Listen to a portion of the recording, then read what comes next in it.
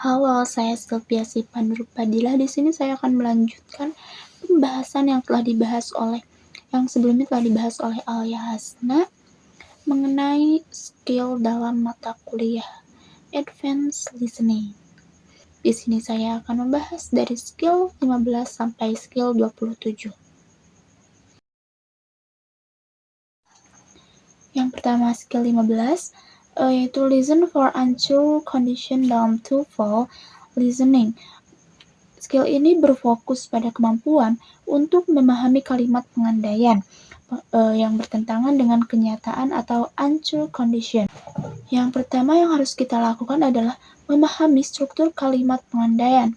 Kalimat pengandaian atau conditional sentence menyatakan sesuatu yang bertentangan dengan kenyataan. Yang kedua itu ada identifikasi jenis pengandaian. Affirmative condition itu pengandaian positif atau kenyataannya negatif. Contohnya itu, if she worked at home, she could do it. Artinya dia tidak di rumah. Yang berarti dia tidak di rumah kan. Di sini saya akan mencoba menjawab soal exercise 15. Yang di audionya itu, I'm glad I called and told you about the meeting. If you hadn't called me, I would not have known. What does the man mean? Nah, jadi respon pria ini jelas bahwa dia tidak akan tahu tentang pertemuannya jika wanita itu tidak menelponnya. Ini menunjukkan bahwa wanita telah menelpon pria tersebut. Si wanita itu telah menelpon pria tersebut untuk memberitahunya tentang pertemuan itu. Jadi jawabannya itu adalah B. The woman called to let him know about the meeting.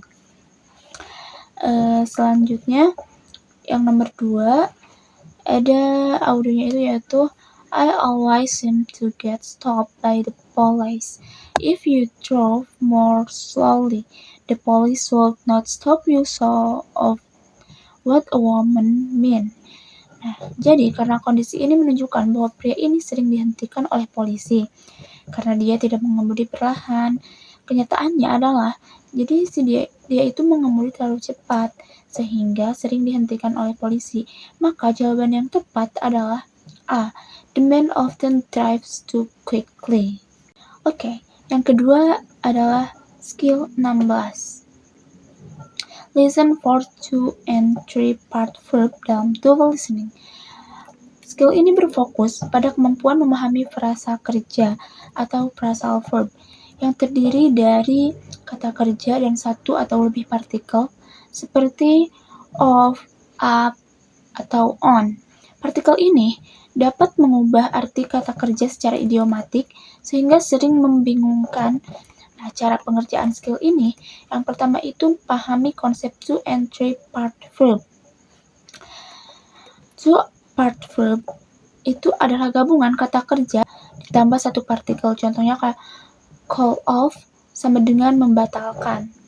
Nah, 3 part verb itu gabungan kata kerja dan 2 partikel. Contohnya itu put up with sama dengan kayak menoleransi gitu. Yang kedua, dengarkan dengan seksama dalam dialog. Identifikasi frasa kerja yang digunakan dalam dialog fokus pada kata kerja dalam partikelnya. Misalnya, dalam contoh frasa called off muncul yang artinya dibatalkan. Nah, yang ketiga, pahami konteks frasa kerja. Yang keempat itu pilih jawaban yang sesuai. Pilih jawaban yang mencerminkan arti idiomatik frasa kerja tersebut. Yang kelima itu belajar frasa kerja umum. Hafalkan beberapa frasa kerja umum yang sering muncul di TOEFL, seperti turn on sama dengan menyala, give up itu menyerah, dan put off itu menunda. Nah, di sini saya akan mencoba menjawab soal exercise 16. Saya akan ini nomor 3 ya. Ini audionya itu I heard you had a bad headache this morning. Yes, but I think I'm getting over it now. What does the woman mean? Jadi, dalam audio ini, frasa kerja get over adalah two-part verb yang berarti pulih atau melewati atau menyembuhkan diri dari sesuatu. Dalam konteks ini, wanita ini menyatakan bahwa dia mulai pulih dari sakit kepalanya. Maka jawabannya adalah C. She seems to be feeling better now. Nah, selanjutnya nomor 4.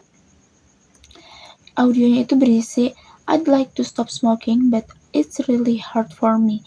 Well, at least you should try to cut down. What does the woman mean? Nah, dalam audio ini, si frasa kerja cut down adalah two-part verb yang berarti mengurangi sesuatu.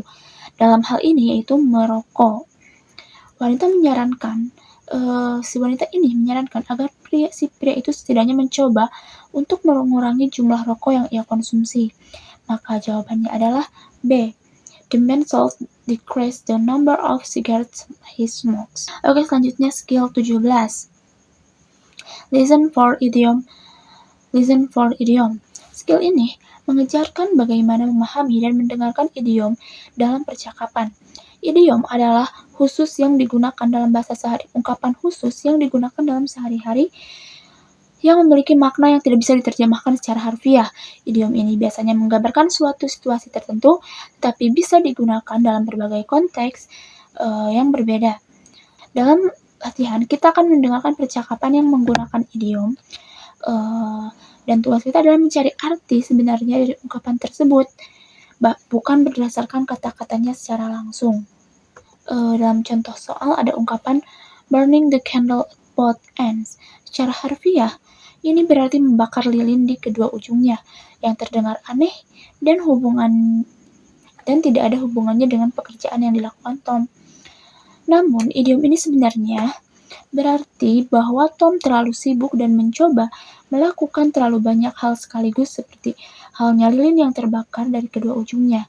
Jadi, meskipun kata-katanya tampak tentang lilin, maknanya sebenarnya lebih terkait dengan seseorang yang melakukan banyak hal sekaligus hingga terlalu lelah atau kewalahan. Di sini saya akan mencoba menjawab soal exercise 17.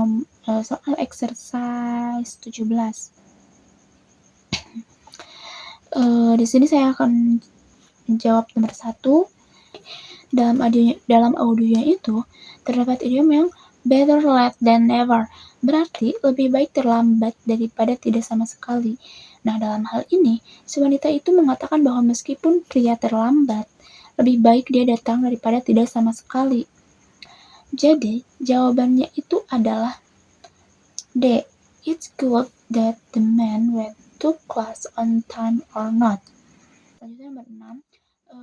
Dalam audionya itu terdapat idiom yang no sooner said than done, berarti bahwa sesuatu yang baru saja diminta atau diucapkan segera dilakukan tanpa ragu-ragu.